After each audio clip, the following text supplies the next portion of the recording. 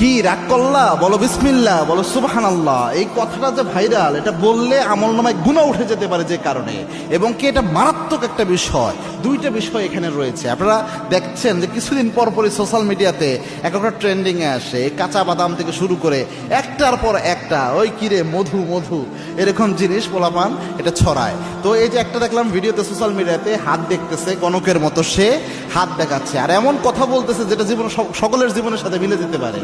আর দেখার পরে বলতেছে যে ঠিক কি না, ওই ছেলে বলতেছে ঠিক। কি রাগ করলা? কয় না।